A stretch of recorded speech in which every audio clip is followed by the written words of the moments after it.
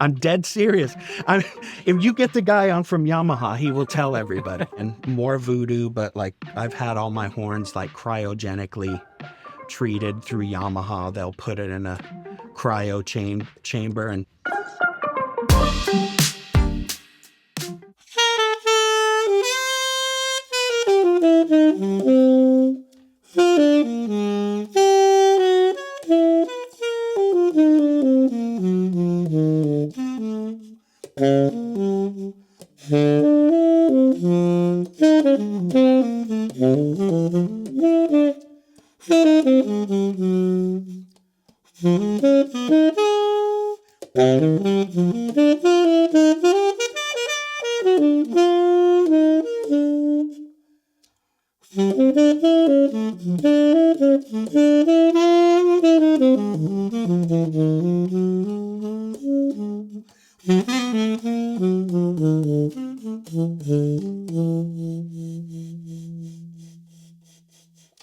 I want to get to the setup first. Tell me about the horn. The horn is a Yamaha. They call it the Atelier Special. They don't really they didn't make many of these. And I was fortunate because I live relatively close to the Yamaha factory. So I did a lot of the R&D for this horn, matching necks, and they had a bunch of different bodies and necks and all of these combinations. I fell in love with the horn. It's kind of like modeled after like a SBA. So I said, I need one of these horns. So I actually had the first one. This is the first one that came in to Los Angeles. And it's just, it's, I like playing modern horns because if anything happens to it, I don't know if I could replace this, but most modern horns could be replaced. So this is, Yamaha 82Z Atelier Special. Really the mouthpiece is a Drake Reso chamber in a 8-star. And then everything else is Boston Sax Shop. I'm a brand ambassador. I've known Jack Tyler from when he was first getting started, and I think he made his first neck. And I really have just fallen in love with the company and who he is and the passion that he has for the music. So this is a gold-plated Boston Sax Shop neck, heritage neck. This is a gold-plated Boston Sax Shop superlative ligature. I do play Boston Sax Shop reeds. I play a lot of them, black box, silver box. Lately, I'm playing the new red box in a 4 with an 8-star 115 tip opening. So I kind of like to work a little harder to play the saxophone. But yeah, that's pretty much if you want to get really nuts, I have like this weird thumb hook that Bob Shepard gave me that absolutely I'm like, I love everything that I could find that will change or alter the mass of the horn to get it to reverberate in such a way. Now, you've probably seen these. This, I don't want to take full credit for it, but I will take credit. So I've been a Yamaha artist for a lot of years, and the original Yamaha neck screw broke when I was on a gig. And so I went over to the Atelier and I was like, man, I just don't feel like that these neck screws are sturdy. I was like, can we find something else? And so Jeff Peterson, the head tech over there, found like an alto clarinet peg, and we put it in and started to play, and both of our eyes, and a lot of people say that it's voodoo, but we could immediately hear the core of this, it just kind of just went like this. It just kind of snapped into place. And we are both like, wait a second here. And then we went on this path of like making them out of different materials, all of this kind of stuff. Then Phil Wood started playing on it, Steve Wilson. And then all of a sudden you start seeing these things pop up everywhere. So I'm just saying they should probably call it the Ellwood.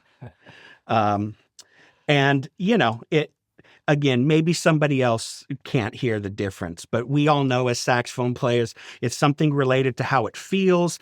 You know, to me, it kind of like locked in some core in the altissimo register, kind of rounded it all out. And then believe it or not, when I put this like little thumb hook on that's like really thin, that opened up something too. So I'm willing to just, you know, I don't need to try a bunch of new mouthpieces and stuff all the time, but I will mess around with, give me a thumb hook, you know, maybe I'll change something like this out just to see, just to try to get the horn to reverberate in a different way. That's awesome. You know, I had Scott Mayo on here a little while ago, and he said the number one thing that really opened up his sound and affected his pitch as well was a Yamaha neck screw. Yeah, well, and the guy just popped it in, and he said he can thank me for that. I'm dead serious. If you get the guy on from Yamaha, he will tell everybody. But yeah, it's unbelievable what it did to the sound. And there's a great saxophone player here, and a saxophone legend here, a man named by the name of Gary Foster, who's been a Yamaha artist for years. And I remember we did something right when I first started. And he was like, "What's that thing?" And I was like, "Oh man, it's really kind of opened everything up." And he kind of like looked at me like, "Yeah, it's voodoo." Right? And I said, "Put it on." And after he played it, he was like, "I will buy you the most expensive bottle of scotch if you get me one of those." And I was like, "Gary, you're a Yamaha artist. I'm sure we can just call Yamaha and get you one." But yeah, for some reason, some people say that they don't notice a difference. It doesn't matter. The only thing that matters is, does it make a difference to us? And does it feel like that it gives us something that we're lacking? I don't get too caught up in all that stuff. People can laugh at my big neck screw that I can hang a Christmas ornament off of, but it works for me, and I love it. And I love my little Frankenhorn with, you know, all of these, you know, different necks and, you know. What do they call that lacquer? Is it like a copper or? Yeah, I think they call it amber, copper amber. I think is when they initially released it. Amber, I can't remember. Yeah, some sort of amber copper. Yeah, I don't think I've seen that color really. Yeah, they you can't really find them anymore. So fortunately, I own two of them, so I do have a backup in case anything happens. And again, more voodoo, but like I've had all my horns like cryogenically treated through Yamaha. They'll put it in a cryo chamber, and believe it or not, at all the points where the metal was weak from hammering, you cryo it and it strengthens all those points. So then the horn really starts to reverberate in such a way, because it strengthens all those weak points. Wow, I've never heard of that. Yeah. So again, a lot of people think it's voodoo, but you know, like I said, when I first played a cryoed horn, I was like, okay, let's put them all in the freezer. You know, unfortunately, you can't just put them in your freezer at home and get them to work for you. That's amazing. I love that. I was at a conference, and it was Bob Shepard was there and Tim Armacost. Mm-hmm. And Bob actually was removing the ring that attaches the main body to the bell, and he was unscrewing just unscrewing that ring, and he's like, "It's amazing, you know, you feel it." And then and Tim's like, "Yeah, I don't." And so he did it to his horn, and Tim was like, "I'm a believer." It really made a difference. It was more vibrant. Yeah. Yeah, I mean, listen, it doesn't hurt, and the thing is again, it's a lot of times, the mass of whatever that is. Hmm. So Yamaha generally has a ring that has a little more mass, but here they made a slightly thinner one, and the weight of this horn is a little lighter than many of the other Yamahas. So, yeah, I just and like I said. People might not notice the difference, but if it's anything that makes you feel more comfortable and how you're going to play, then you just do whatever you want to do. That's right. Exactly. Now I've got lots of questions for you, and I've written them down here. I'm not texting Okay. or checking my email. I'm just referring to my questions here. My first one here is, what's the first thing you play when you pick up the horn? I just like to get air moving through the instrument. So I don't really start with like any scales or anything like that. I just kind of want to get my uh get the get the air moving, try to get my ear opened up. So I just kind of play free.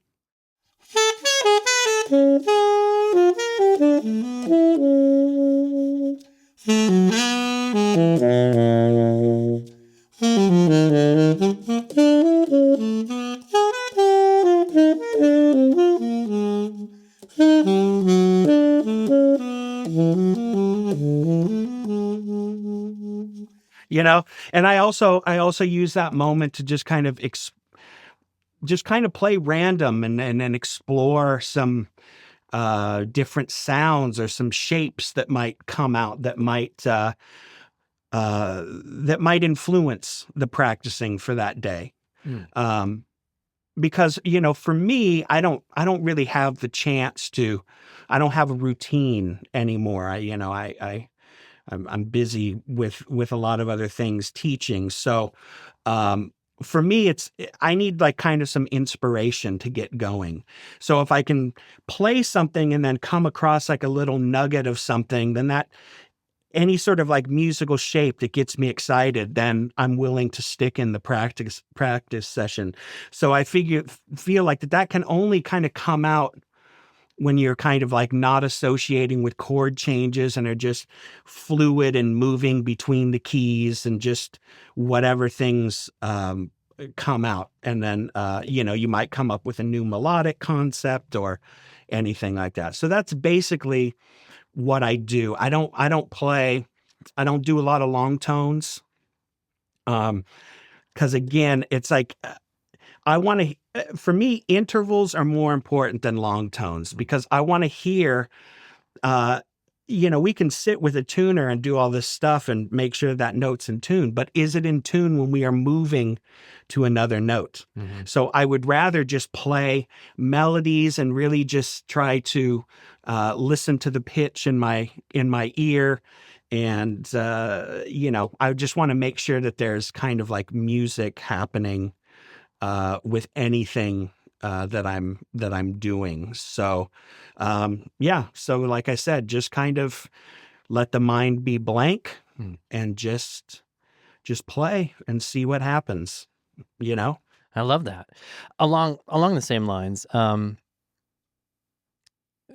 can you walk us through a typical warm-up routine, or is that basically kind of? Yeah, I mean, I can't say that I necessarily have a routine anymore. You know, but back in the day when I had routines, it was it was a lot of the things that most everybody would practice. You know, working on your scales and all those fundamental kind of things. But I get kind of bored doing that stuff. Yeah. So I'll work on it a little bit. I think again the thing that changed it for me is when I started studying with the great Rick Margitza, and then he kind of taught me about his philosophy of practice and fundamentals, which again I think was something that was given to him by Gary Campbell, and so there was a lot of that, really really making sure that we're working the fundamentals and that we really really understand what they are. Mm-hmm. And I definitely want to get into that. Um, one more practice kind of related thing. What do you think the biggest mistake you see in saxophonists that they make when they're structuring their practice time? Mm, God, that's a good question. I think they try to do too much at one time, Mm-hmm. as opposed to simply just saying, uh, it's tough. We can all relate to this, I think, when we are younger. Feel like that we are in such a hurry that time is running out, right? And that we have to learn all of this stuff before we can start being a musician.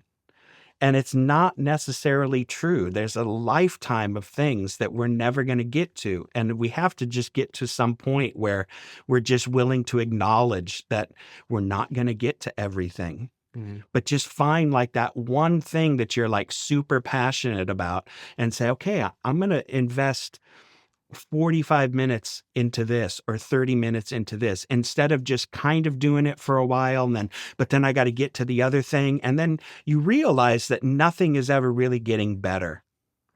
And I think once a student realizes that they take something and then have ownership of that one thing, hopefully that would then inspire the student to be like, okay, this approach has to go for everything. Mm-hmm. You know? And again, don't be in a rush. You don't have to play it fast. It doesn't matter. It's just like, just make sure that you own it, right? Practice slower. The older I get, the slower I practice. Um, and again, I just want to make sure that everything is clear. Uh, and I find that a lot of students don't necessarily do that. Yeah, and that one of my questions later on was going to be, what would you tell your younger self? One thing that you would tell your younger self about how to practice. And it sounds like, taking your time, don't feel like you got to do everything. Yeah, the thing is yeah, my story as a younger musician was probably a little different than most. I never had any saxophone lessons like through high school or any of that stuff. And I'm a product of a community college, so that's like when I first ever started taking saxophone lessons. But I think the thing that I like the most about the fact that I didn't have a teacher in high school is that I might have been doing a lot of things wrong, but I at least was like trying to get in there and just try to figure some things out on my own. The curiosity as opposed to just waiting for a teacher to make you great. And we have to realize that the teacher is there to guide you, but the teacher is ultimately not always going to make you great. You have to have that. You have to be inquisitive and you have to explore and do these things. And then you come to the teacher and the teacher can guide you with those things. So, um, I mean, maybe in hindsight, as a younger person, yeah, it would have been nice if I had more fundamental skills when I was younger. Um, but it's kind of, we all have different journeys, and I'm kind of happy with that journey. So, um, you know, Well, you've turned out to be an amazing player. So, whatever it was is working. well, I appreciate that. I mean, we all have things where, you and I and everybody, we're still growing and evaluating our playing, and many times are harder on ourselves than what we need to be. Um, Now, speaking of fundamentals, I know you've got a couple of really cool exercises and things that you like to teach your students and that you like to do yourself. I'd love to get into some of that. Yeah, well, a lot of this initially came from Margitza, I guess, through Gary Campbell, and I like to actually practice simple things, but I really want to practice those simple things in a way that where we can really kind of explore and kind of see where we can move to it. So the thing that ultimately kind of unlocked things for me is, yes, we were all practicing our scales and thirds at one point. And I remember, I mean, I don't even think I'd learned my scales and thirds. I think I was just reading them out of the Universal Method saxophone book. And then I remember started studying with Margitza, and you have to understand that when I studied with Margitza, I was sending him like cassette tapes back and forth because I was in California and he was in New York. And I cold called him because I got his number from somebody. And I would send him these tapes, and then he would send me these pages of handouts back, that handwritten. And I remember this first one, it was like, and if you get Margitza's book, 365 Days of Practice, which I did all the copy work for, there's a whole thing in the beginning of that book that's called the routine.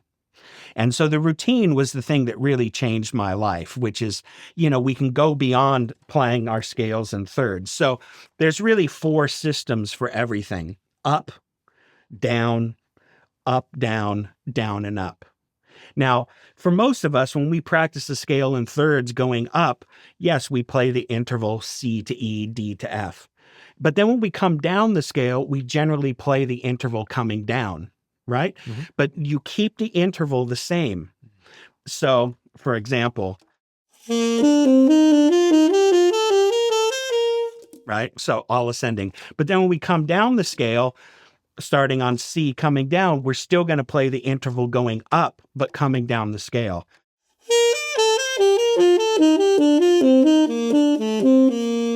Right? Same thing with down, etc. But then when we come down the scale, yes, those intervals are coming down. So now starting from C down to A, B to G, etc., which is how we generally would play our thirds coming down, etc. Mm-hmm. Up and down. So interval of a third going up, the next interval of a third, so C to E going up, D to F, but now we flip the D to F, so now it's F to D, right?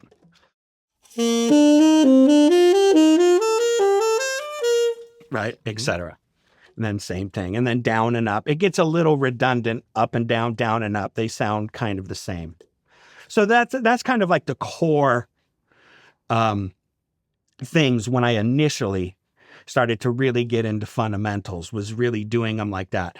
And all of this goes for scales and thirds. You could work on scales in fourths, fifths, sixths, sevenths. You could do triads, diatonic triads. You could do seventh chords. You can do any structured interval, chord arpeggio. Anything can be put through the routine, right? So to me, this unlocked a lot of like fun things, because it just kind of gets us out of like, okay, here we go, scales and thirds again. Scales and thirds is something that we're going to have to practice our whole life, whether we like it or not. But it would be nice to have some more fun ways on how to approach it, and realize that scales and thirds and these exercises are not just an exercise that we have to work on for our technique, right? They are musical tools. And so the thing is now, like, how do we extract music from these scales and thirds? Nobody wants to hear somebody improvise and go, right? Nobody wants that. But if you hear,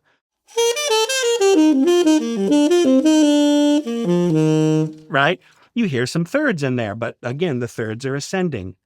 So you listen to Mike Brecker and things like that, and you hear some of those things. You check out what the interval is, right? Mm-hmm. Run it through the routine.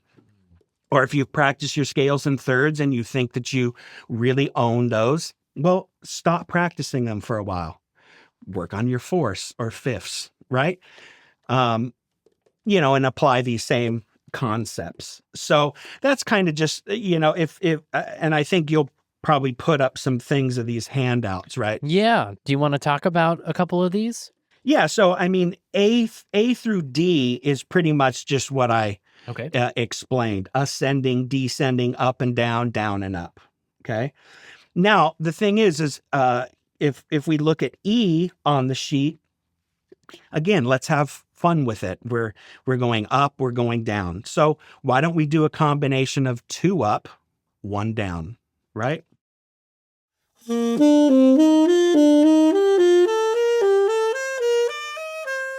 Right?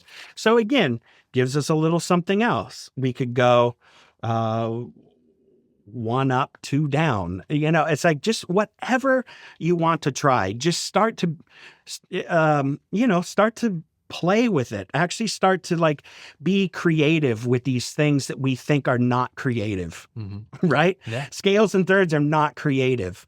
But again, having the routine, it's like, okay, boy, there's a lot of different ways to do this. Then there's a lot of different combinations. And if we can go up, who says that I can't go up 3 times and then a down a 4th time?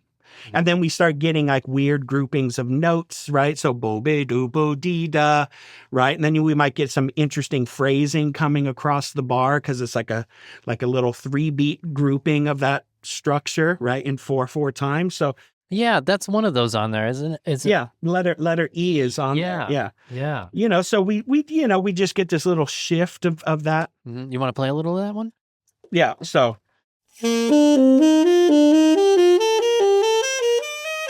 Right. So diga, diga, digo, digo, digo, dega, digo, diga, right? Ding, ding, da, ding, right? Something, but it's a valid, I think a lot of times, it's like, oh, well, we have this chord and, I what's my lick for that chord? Okay. Yeah. We need to have some of those the language pieces, but it is okay I don't have anything, but I know where that chord comes from, and I know the fundamental parent scale that it is associated with. And I just have to work on trying to invent something within the fundamental so that the core and the sound of that idea and that chord is strong. Hey there, sorry to jump in real quick while you're watching, but if you've been digging this video so far, I've got something I think you'll really want to check out. Let me ask you this. You've studied the theory, you've learned the licks, you've played the heads, and even transcribed the solos, but your own playing still isn't locking in like the greats. Why not?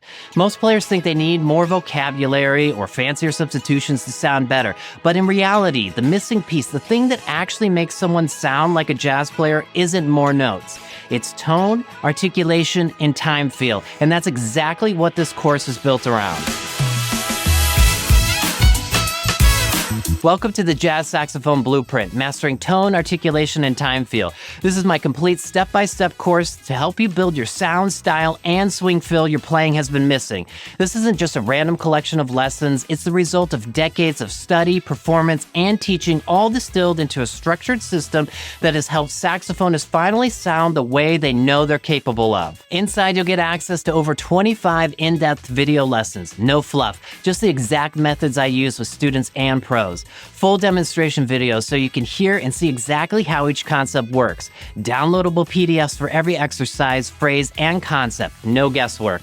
A complete course workbook that includes all exercises in one place, plus a key insights section for every lesson so you can absorb the most important takeaways and track your progress clearly. You'll learn how to develop a resonant, focused tone through overtone and tuning exercises, and how to build a swing and time feel through articulation, breath accents, pivot patterns, and blues phrasing. This course is designed to meet you where you are, and it's totally self-paced.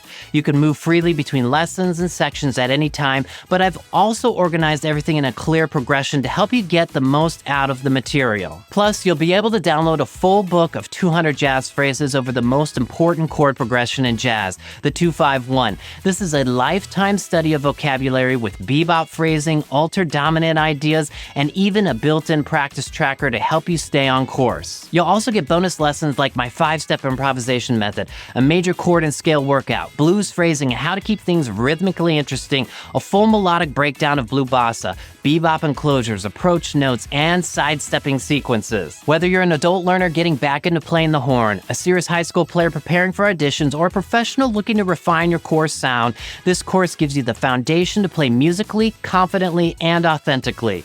So if you're tired of guessing, if you're tired of sounding almost there, click the link and join me inside inside the Jazz Saxophone Blueprint. Let's make your playing feel as good as it sounds in your head. I'll see you inside the course. And this is another thing that I feel like gets lost a lot of times in scales and thirds. So for example, when we play a scale in thirds in the key of C, we generally just start in C and we play it up and down. Mm-hmm. But and again, we take it for granted that, okay, yeah, we can do that. But we also have to realize that D Dorian comes from the C major scale, G Mixolydian, B Locrian. But have we ever practiced a B Locrian scale in thirds? We always just play a C major scale in thirds. So if we play a C major scale in thirds over B Locrian, it's not really going to work because the chord tones are not lined up. But if we play a scale in thirds starting in B, it's going to work, right? Yep. It's a big difference between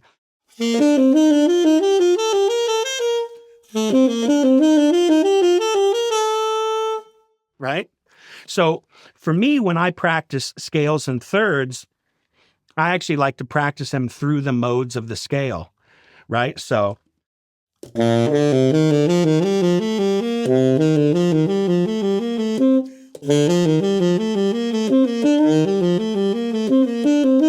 right? I want to build it from every degree of that scale. So that way when I see F Lydian, I know what that is. And again, a lot of times we take it for granted, but we have to ask ourselves the question, do we know that scale in thirds, or do we just know it in muscle memory because we've practiced it starting on C for so many years? And then is it just automatic? That's so funny. That's exactly what I've been practicing, which is new for me, like this week. That's hilarious. I find though, what I'm trying to do is look at the chord symbol. So let's say they're all diatonic, but I'm looking at just the chord symbol and not the notes. So in the key of C, if I see A minor 7, can I play my Aeolian natural minor in thirds and think of it that way rather than, Dorian minor? If I see a minor 7, fine. But can I do Aeolian in the moment, or can I do Phrygian? Right. E minor 7. If I see E minor 7 in the case of C major, can I actually play E Phrygian in thirds and actually hear it that way? Yeah. Rather than thinking of it as C major. Yeah. So it's one of those things too, like if you apply it to a tune, let's say if you only have 4 beats per bar, maybe you're not going to get the whole scale in. Maybe you would, right? But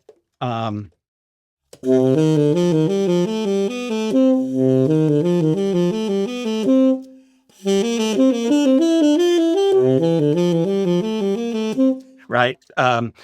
Like solar, right? So again, you're going to play the scales in thirds and you're going to define and say, okay, I'm going to do them from all the roots of the chord, the scale in thirds. You can play them all ascending, all descending, one up, one down. The next step is like, okay, now I'm doing that stuff, but now can I play the scale in thirds from the third of whatever that chord is, right? So now you're really over that D minor major 7 of solar. Now you're thinking F Lydian augmented sound, right? So then we're actually finding ways like, okay, we're just going to target the fifths, but we're going to play scales and thirds.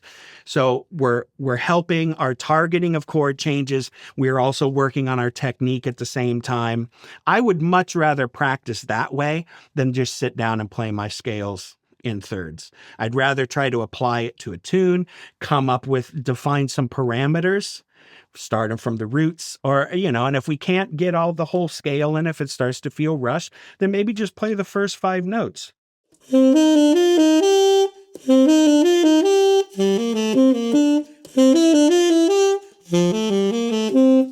Right? It's something, but at least we're like fundamental tool, plug it into a tune.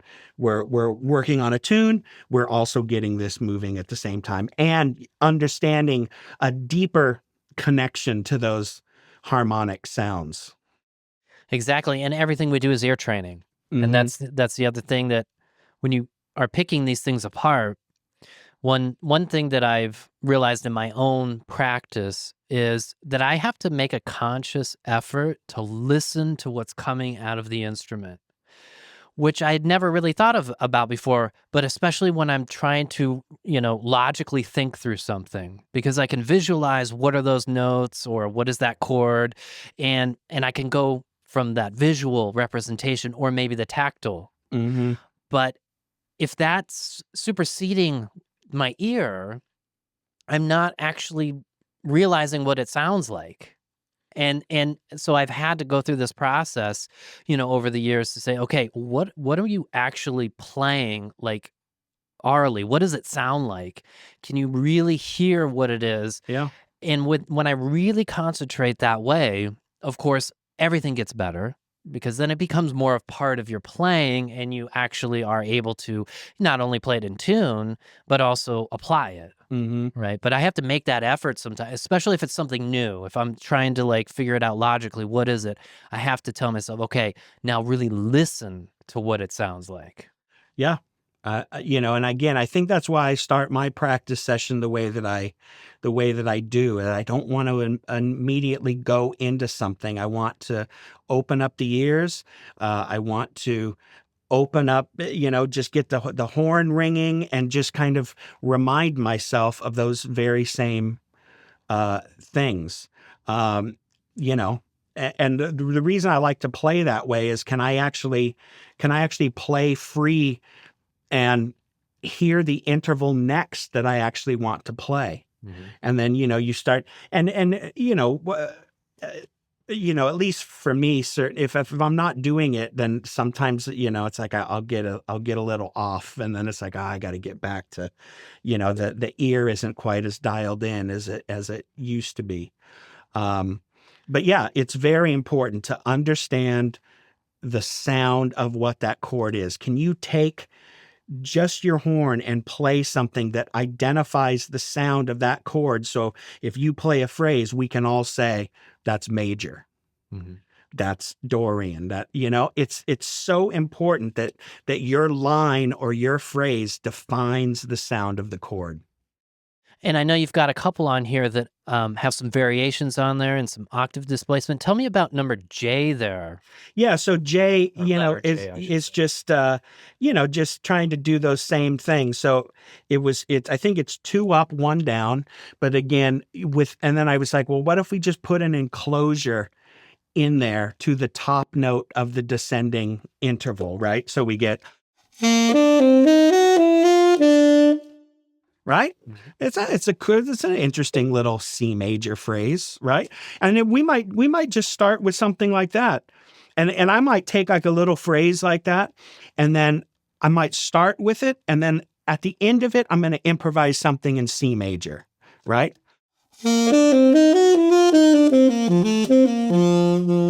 Right?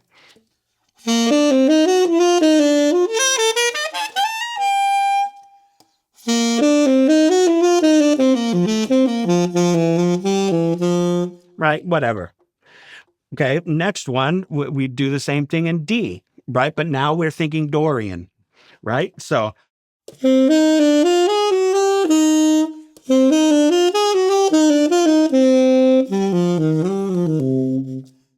right? So again, we're giving ourselves a starting point, right? We're tweaking an intervallic thing of scales and thirds. We're adding a little chromaticism in there. We can practice the whole thing as an exercise, right?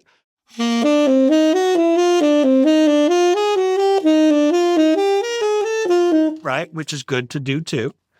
But then we can use those little nuggets as, this is how I'm going to start a phrase, right? And I'm going to make sure that I can identify an A natural minor or a G7 or any of those kind of things, a B Locrian, right? Yeah, I mean, you could really hear the Dorian. The Dorian minor? What if you did it on E, the Phrygian? What would that improvise something?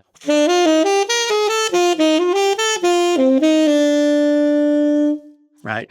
I mean, Phrygian for me is a little tougher because it eventually, without a chord, it always kind of ends up just sounding like C major to me. Well, that also in the fact that when we in a diatonic system playing Phrygian isn't the actual sound of Phrygian, right? Phrygian is really like kind of that sus flat 9, Mm-hmm.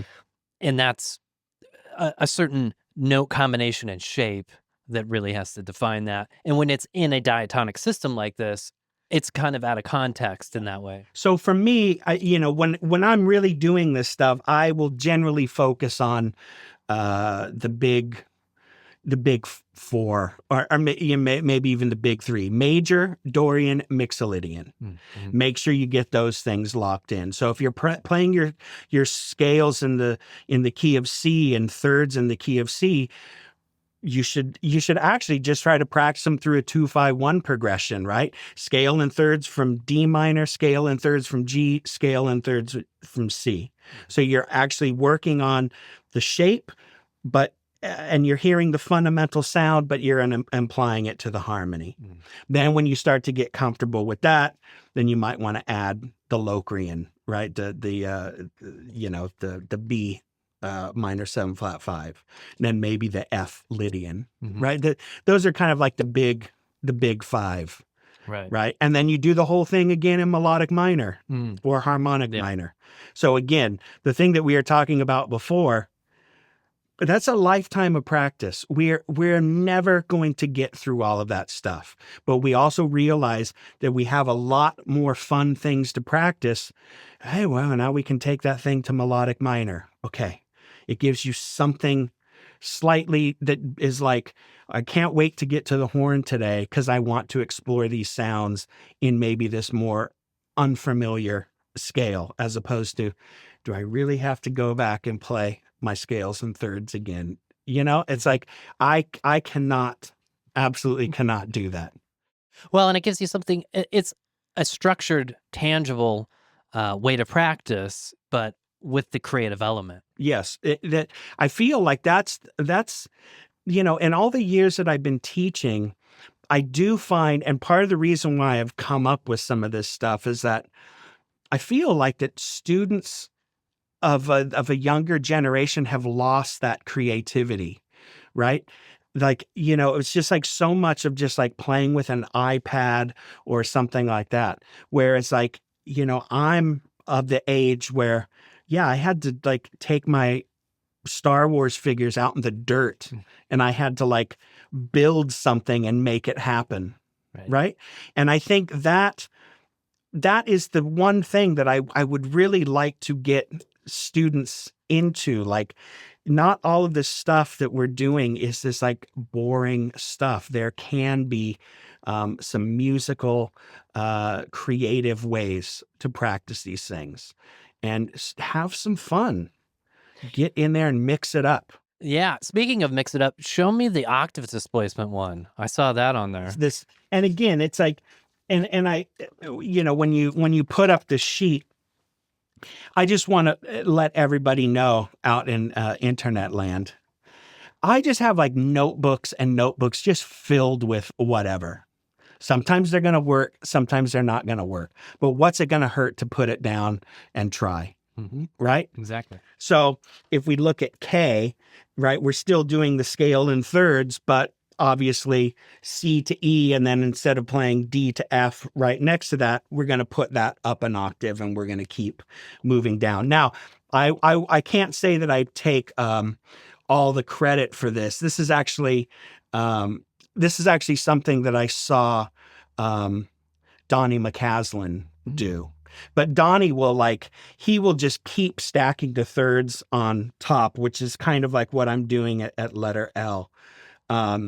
But I was just, I didn't want to make it too crazy up in the altissimo register.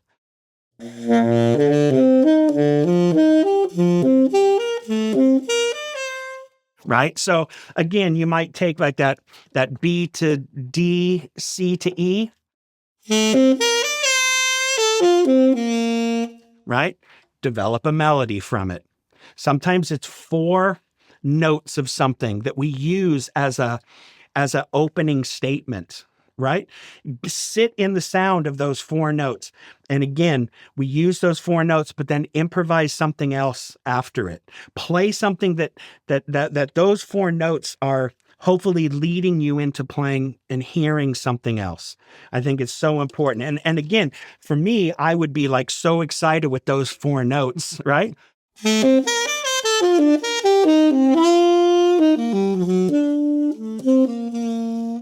Right? Then I'm going to be like, oh, great. Now I have a theme. I have a theme in my back pocket. That is my theme of the day, my theme of the week, whatever.